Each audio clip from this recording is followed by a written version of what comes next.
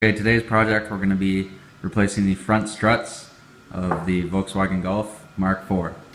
Just a quick look at the driver's side strut with the spring on top of it. And as you can see, the upper mount as well we're going to be replacing. And we're going to show you the parts now that we're going to be using in this front strut replacement.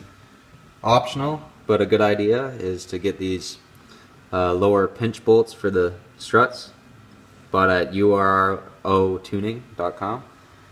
Here's the struts themselves. Sacks, there's the part number. And the spring, the part numbers for the springs. Some fresh parts we have here is the boot kit from KYB. There's a part number, comes with these. And then the strut mount, the upper strut mount, comes with these two parts and instructions. Step is to jack up the front of the vehicle and place jack stands under the thicker part of the pinch bolt at the front, and then take the wheels off. Okay, the first thing we're going to be doing is taking the sway bar link off that bottom bolt, and that's a 16 millimeter. Alright, the next thing we're going to do is remove the ABS sensor wire so it's out of the way. From here and up here.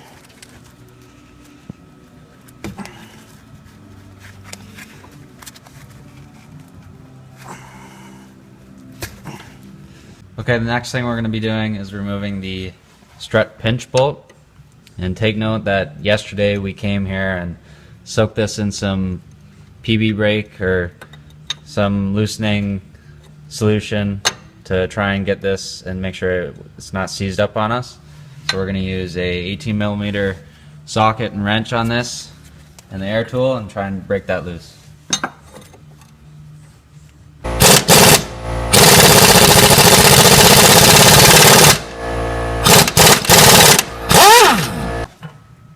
Alright, the next thing we're going to do is try and break loose the strut from this mount here. And to do that, we're just going to use a big shop hammer, and in this case, this is just a little dolly. And we're just going to come around here as hard as we can.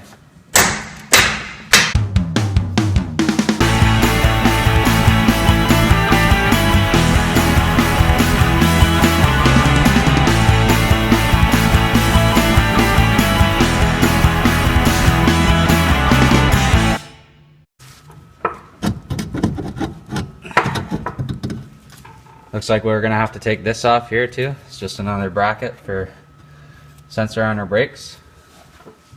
It's a T25 holding on this bracket for the sensor.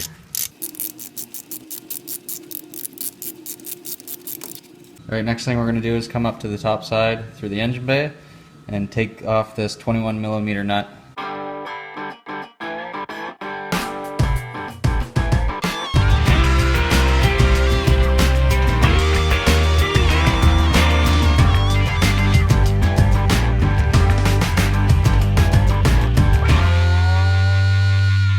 So here's the old strut assembly. Take note that if you're replacing the spring, the strut, the upper mount, and the whole thing as an assembly, don't forget to buy an extra top nut up here. This is underneath the nut that you took off on the top, because if you buy that nut, then you don't need to take this off at all, because the only reason we're taking this apart right now is just to use that top nut, because we forgot to buy a new one.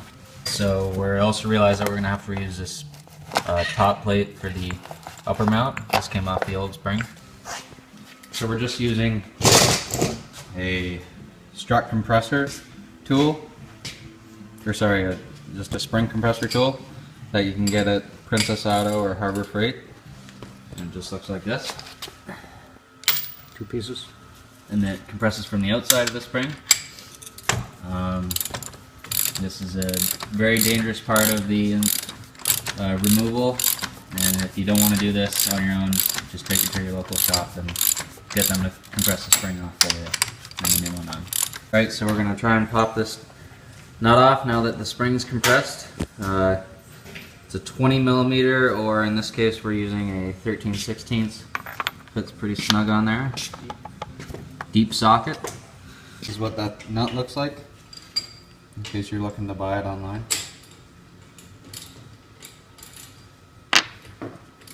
First things first, we got the new strut here. We'll take our boot kit, install our new boots. That goes there. And we got the outer boot, goes on top of it. And we're going to slide that down over the silver part on the bottom. Here's the new boot, completely installed with zip tie. Take note that the spring, when installed, indexes on a tab down in the strut, just right there. Okay, now we can compress the new spring to the point where the spring is compressed just past the threads of the strut, and then install the upper mount. Here's a video to show the correct alignment of the upper bushing part. So this steel plate comes off the old strut and goes on top of it like this. And then this bearing rides on top of the steel plate like that. And then the bushing goes on top of it like that. And then the nut will go on top of all that and mount to the strut. Alright, so steel plate. Get the spring compressed. After the spring has been compressed, The boot and bump stop around first, then the spring compressed on. steel plate, inner bearing, inner boot, bushing, and then nut on top of all that.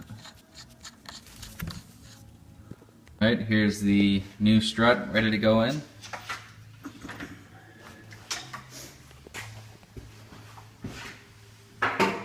And then take note that the pinch at the bottom, that goes back in that little slot. So we're gonna install it at the top first. Right, so we got the bottom part of the strut in now, just by using a floor jack on the bottom part of the control arm, and making sure that that slot at the back of the strut lines up with the opening between the pinch there. And then we got it so it's lined up, and then we can put the bolt through, and then we can put the nut on. Alright, now that we have the lower pinch bolt fastened, we can put back on the bracket for this sensor, and then put the ABS wires back on the strut. Don't forget to put your sway bar link back on, then you can put the wheel back on, and then we're good to go. So we ran into some issues on the passenger side, and the strut did not want to go in as easy or out as easy. And that's because this axle was hitting the metal down here and wasn't allowing the whole spindle to drop, and therefore allowing more room to get the strut out. So we found that undoing, there's 3 bolts at the bottom of the lower control arm, these 3 right there, and that would allow for better movement of the spindle and allowed us to get the strut in and out better. So quick tip there. Okay, now that we've secured the top fastener, remount the top plastic shroud there, and that would complete the front suspension overhaul. Alright, so that wraps up the suspension upgrade on the front of this 2004 Golf. New springs, new struts, new bump stops, upper strut mount and bearing, and boot. Thanks for watching.